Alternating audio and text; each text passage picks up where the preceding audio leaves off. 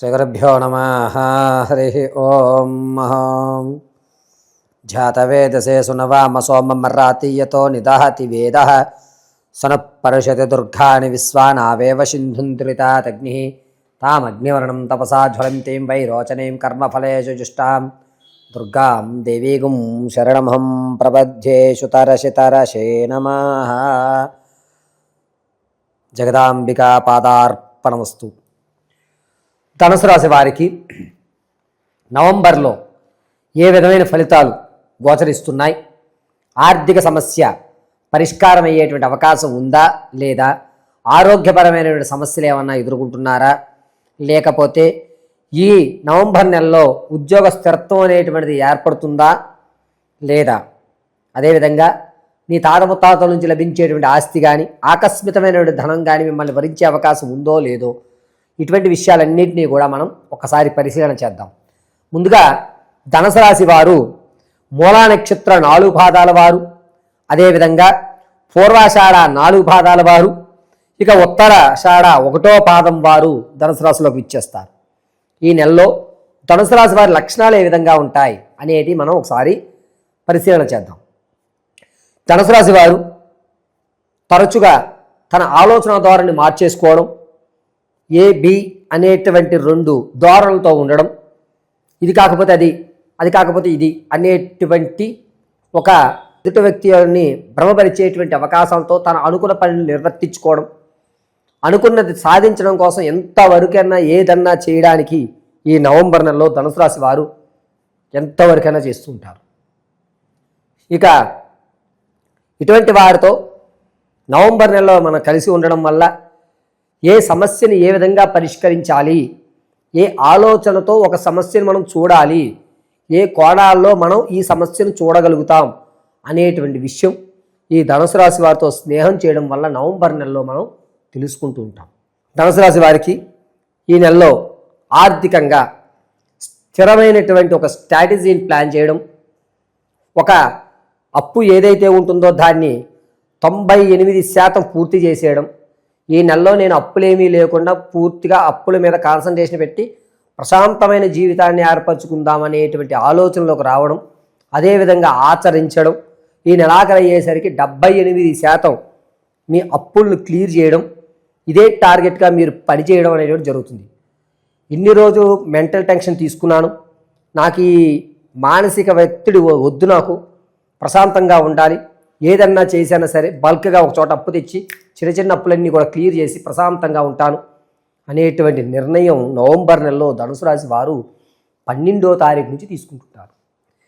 ఇక సినీ, సంగీత, సాహిత్య, కళా పరిశ్రమల్లో ఎవరైతే ఉంటారో వారికి ఒక అవకాశం వచ్చినట్టే వచ్చి చేజారిపోయేటువంటి అవకాశం లభిస్తుంది. సరేలే, మనల్ని పిలిచారు, ఎందుకో వద్దన్నారు, ఇంకొంచెం మనం కష్టపడితే అయిపోతుందిలే అనేటువంటి ధోరణి ఏర్పడుతుంటుంది. ఇక ధనుసు రాశిలో ఉన్నటువంటి వారు విద్యార్థులకు జ్ఞాపక శక్తి తగ్గడం, దీనివల్ల కాన్సన్ట్రేషన్ తగ్గి ఓవర్ కాన్ఫిడెన్స్లోకి వెళ్ళినటువంటి మీరు, అయ్యో నేను ఏదో అనుకున్నాను, ఇక్కడ ఏదో జరుగుతుంది అనేటువంటి ఒక నిర్ణయానికి వచ్చి మీ స్థితిని మళ్ళా మార్చుకునేటువంటి అవకాశం ఏర్పడుతుంది. ఇక ధనుసు రాశిలో ఉన్నటువంటి వారు వ్యాపారాలు ప్రారంభం చేద్దాం అనుకుంటే కనుక కేవలం పరోక్షంగా మాత్రమే చేయండి. అది కూడా పూలకు సంబంధించి కానీ, లేదా మట్టి వ్యవస్థకు సంబంధించి కానీ, లేకపోతే వస్త్ర వ్యవస్థకు సంబంధించి కానీ, ఈ యొక్క మాంస దుకాణాలకు సంబంధించి కానీ మీకు కలిసి వచ్చేటువంటి అవకాశం ఎక్కువగా లభిస్తుంది. పరోక్షంగా మాత్రమే ధనుసు రాశి వారికి నవంబర్ నెలలో వ్యాపారం, రియల్ ఎస్టేట్లో కానీ, అదేవిధంగా స్టాక్ మార్కెట్లో కానీ ధనాన్ని వెచ్చిద్దాం అనుకుంటే కనుక వెచ్చించండి, కానీ ₹1 దాని నుంచి ఆశించకుండా ఉండండి. ఈ నెలలో మీకు రూపాయి కలిసి వచ్చేటువంటి అవకాశం లేదు. ఏదో పెట్టుబడి పెట్టాం, వదిలేయండి, అలా తర్వాత చూసుకుందాం, అలా అయినప్పుడు చూద్దాం అనేటువంటి ధోరణితో మాత్రమే మీరు స్టాక్ మార్కెట్లో ఇన్వెస్ట్మెంట్ చేయండి.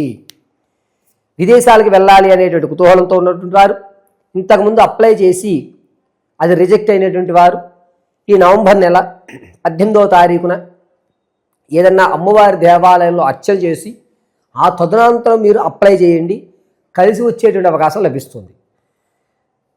విదేశాల్లో ఉన్న వారికి మాత్రం కొంచెం ఇబ్బందిదాయకంగా ఉంటుంది.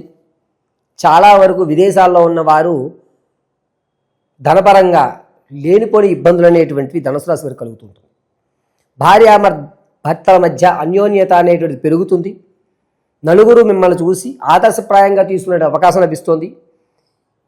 కొట్లాటలో కానీ కీచులాటలో కానీ ఇంటిలో ఉన్నటువంటి సమస్యను మీరు బయటపెట్టి పరిష్కారాల కోసం కోర్టు వరకు వెళ్ళి ఉంటే కనుక మిమ్మల్ని రాజీ పడేటువంటి అవకాశం లభించి ఇరువురికి కూడా కొంత సమయాన్ని ఇవ్వడం అనేటువంటిది లభిస్తూ ఉంటుంది. ధనుసు రాశిలో ఉన్నటువంటి వారు 2వ అంకంలో కోపం అనేటువంటిది పెరగడం, అంటే నవంబర్ 17వ తారీఖు నుంచి కోపం పెరగడం అనేది సహజంగా కనిపిస్తూ ఉంటుంది.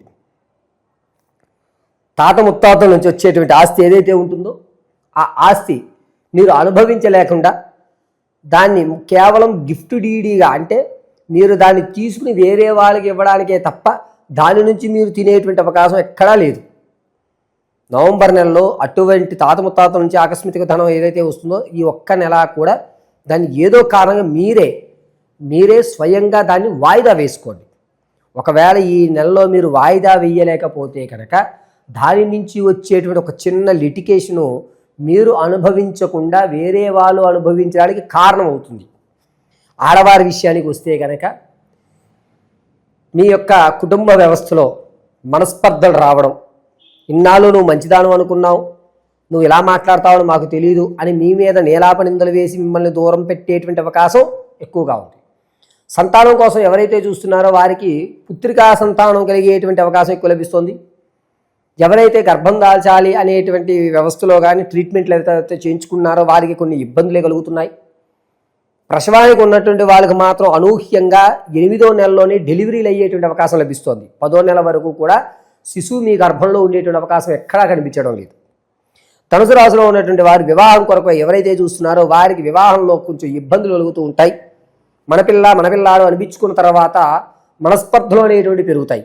కాబట్టి ఈ నెలలో మీరు కనుక వివాహానికి శ్రీకారం చుట్టుకుంటే 1కి 10 సార్లు మానసిక దృఢత్వాన్ని ఏర్పరచుకుని ఏమి జరిగినా పర్వాలేదులే, అంటే ఎంగేజ్మెంట్లోనే కొన్ని గొడవలు జరుగుతూ ఉంటాయి, వాటిని కూడా తట్టుకోగలుగుతాం అనుకుంటేనే మీరు ముందుకి సాగండి. ఇక స్థిరమైనటువంటి ఆస్తి కానీ చరాస్తి కానీ విలువైనటువంటి బంగారు వెండి ఆభరణాల విషయంలో మీకు ఎక్కడ ఏ ఇబ్బంది కలగదు. శత్రువు మాత్రం మిమ్మల్ని వంచేటువంటి అవకాశం, అంటే బ్లాక్మెయిల్ చేసేటువంటి అవకాశమే తప్ప ఎట్టి పరిస్థితుల్లోనూ ఆర్థికమైనటువంటి విషయాలు మీకు బయటికి వెళ్ళే అవకాశం ఎక్కడా లేదు. ఇక ఆరోగ్య విషయానికి వస్తే గొంతు దగ్గర నుంచి ప్రారంభం చేసుకుని ఈ దవడలో ఉన్నటువంటి పళ్ళ దగ్గర నుంచి ఈ దవడ వరకు కూడా వ్యవస్థలో కొంచెం ఇబ్బందులు కలుగుతున్నాయి. అనూహ్యంగా ఇక టిస్ట్స్ ఫామ్ అవ్వడం, ఆడవారికి అయితే తొడకండరాలు అనేటువంటి దగ్గర కొంచెం ఇబ్బంది కలగడం, నడుస్తూనే తొడకండరం పట్టేసి కొన్ని రోజులు, అంటే మ్యాక్సిమం ఒక 7 నుంచి 9 రోజుల వరకు కూడా మంచాన్ని పడేటువంటి అవకాశం ఎక్కువ లభిస్తూ ఉంటుంది. ఇక ధనుసు రాశిలో ఉన్నటువంటి వారు మీ యొక్క వ్యక్తిగతమైన జాతకాన్ని కనుక తెలుసుకోవాలి అంటే కింద స్క్రోల్ అవుతున్న నెంబర్కి మీ date of birth, time, place of బర్త్లు పంపించండి.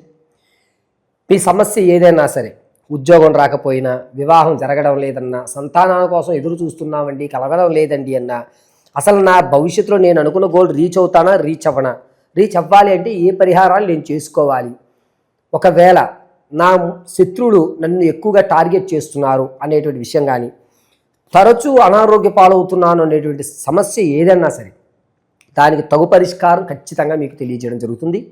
ఒకవేళ date of birth, time, place of birth కానీ ఏ విషయాల్లో అయినా తెలియకపోతే మీ ఫోటో ఆధారంగా మేము అడిగేటువంటి 3 ప్రశ్నలకు మీరు చెప్పేటువంటి సమాధానం ఆధారంగా గణాంకం కట్టి మీ యొక్క సమస్యను పరిష్కరించేటువంటి మార్గం చూపించడం జరుగుతుంది.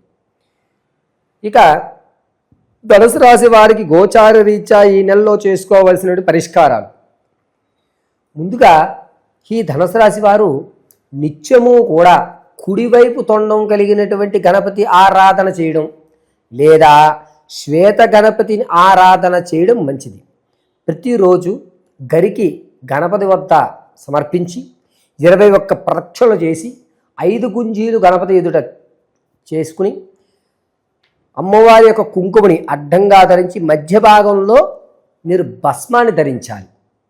ఇలా చేయడం ఓం గౌం క్లీం గైహి గణపతయే నమః అనేటువంటి మహామంత్రాన్ని 54 సార్లు పఠించుకోవడం వల్ల సర్వము గణనాథుడి యొక్క అనుగ్రహంతో ఆర్థికమైనటువంటి వ్యవస్థ కానీ, ఆరోగ్యమైనటువంటి వ్యవస్థ కానీ, స్థిరమైనటువంటి ఆలోచన ప్రక్రియలు కానీ ఏర్పడడం అనేటువంటిది జరుగుతుంది.